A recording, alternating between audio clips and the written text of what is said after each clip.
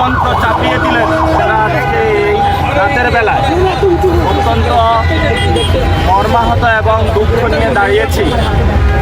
বাংলাদেশে যে ঘটনাটি ঘটেছে এটা এক নির্মম ইতিহাস। আপনারা জানেন যে 71 সালে এই ধরনের কাহিনী আমরা দেখেছি। নারীদেরকে রেপ করা, নারীদেরকে বাড়ি থেকে তুলে নেওয়া, যেই সংস্কৃতিটা সেই সংস্কৃতির বীজ এবং রক্ত বিএনপির মধ্যে নির্বাচনের মধ্য দিয়ে ভর করেছে। কেন করেছে? কারণ এই ইলেকশনে ভারতীয় শক্তির সাথে যেভাবে হাসিনা আঘাত করে চলেছিল এবং হাসিনার সন্ত্রাসী বাহিনী ধানের শীষে ভোট দেওয়ার কারণে যেভাবে রেপ করেছিল, তেমনিভাবে ভারতীয় রক্ত এখন বিএনপি নামক দলটির উপরে ভর করেছে।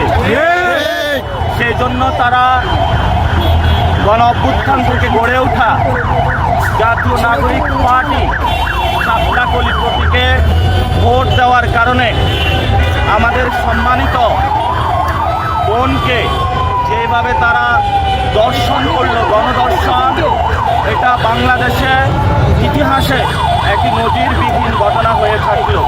কেন তারা করেছে? এই ইলেকশনে মা এবং বোনেরা সবাই এগিয়ে এসে দাঁড়িপাল্লা শাপলাকলিতে ভোট দিয়েছিলেন। তারা জালেমের জুলুমতন্ত্রের বিরুদ্ধে দাঁড়িয়েছিলেন। যদি এটা অন্যায় হয়, এবং আমরা বিভিন্ন জায়গায় দেখেছি আমাদের অনেক ভাইকে খুন করা হচ্ছে, বাড়িঘর হামলা এবং মামলার মধ্য দিয়ে তাদেরকে নিয়ে যাওয়া হচ্ছে। আমরা অতি দ্রুত বাংলাদেশে নারীদের জন্য নিরাপদ একটি বাংলাদেশ চাই। সেই বাংলাদেশে ভারতীয় শক্তির নতুনভাবে আঘাত গোষ্ঠী বিএনপি কোনো নারীদের উপরে দর্শন তো দূরের কথা, একটি কটু কথা বলার সুযোগ পাবে না। বাংলাদেশের জনগণকে নতুনভাবে লড়াইয়ের আমরা আহ্বান জানাচ্ছি। এবং আপনারা জানেন যে আমাদেরকে যেইভাবে ঢাকা আসনে হারানো হয়েছে ভোট চুরির মাধ্যমে, আমি বলেছিলাম আপনাদেরকে এই ইলেকশনে প্রধানমন্ত্রী হওয়ার দিকে যাচ্ছেন তারেক রহমান, উনি যেই ধরনের ইঞ্জিনিয়ারিং করেছেন যেটার মধ্যে এস্টাবলিশমেন্টের অনেকে অংশ ছিল এবং প্রশাসনের অনেকে জড়িত ছিল, এটা আপনারা জনগণের উপরে এক জুলুমতন্ত্র চাপিয়ে দিলেন। আমরা শুনতে পাচ্ছি অনেক উপদেষ্টা সেফ এক্সিট নেওয়ার চিন্তা করছেন। আমরা দেশবাসীকে আহ্বান জানাবো, উপদেষ্টাদেরকে আহ্বান জানাবো, সেফ এক্সিট নেওয়ার আগে সম্পদের হিসাব বিবরণী দিন। জনগণের সামনে কি কাজ করেছেন এতদিনে সেই বিষয়ে আপনাদের সালতামামি প্রকাশ করুন। এবং ডক্টর ইউনূস, আপনি যেই ধরনের ইঞ্জিনিয়ারিংয়ের সহযোগিতা করেছেন এই ভিন্ন বাংলাদেশ, এটা ইতিহাসে মনে রাখবে। আমরা বলেছিলাম আপনি যখন লন্ডনে গিয়েছিলেন তখন আমরা উচ্চারণ করেছিলাম লন্ডনে আপনি সিজদা দিয়েছেন। সেটার ফলস্বরূপ যেটা আমরা দেখলাম, বাংলাদেশের এই নির্বাচনে প্রশাসনকে কাজে লাগিয়ে যেই ধরনের ভিন্ন সংস্কৃতি আপনি জন্ম দিয়েছেন, একটি জালেমকে বাংলাদেশে নিয়ে এসেছেন এবং তাদের মধ্য দিয়ে আমরা এখন দেখতে পাচ্ছি আওয়ামী লীগের অফিসে উদ্বোধন হচ্ছে, বিভিন্ন জায়গায় আমাদের বোনেদের উপর আক্রমণ হচ্ছে।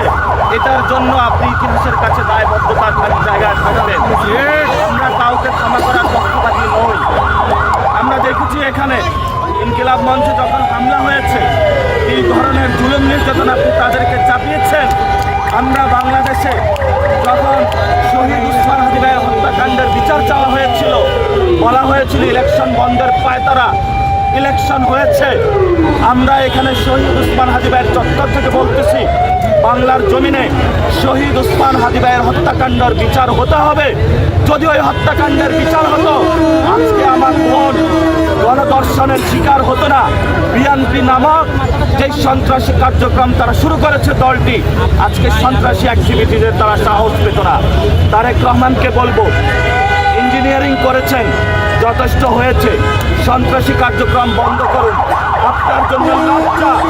অনেকগুলা চান্দাবাদ সন্ত্রাসী দখলদার আপনি পার্লামেন্টে তাদেরকে প্রবেশ করিয়েছেন। আপনাদের প্রশ্রয়ের কারণেই তারা আজকে আমার বোনকে গণধর্ষণের জন্য সাহস পাচ্ছে। এটার জন্য আপনি দায়ী।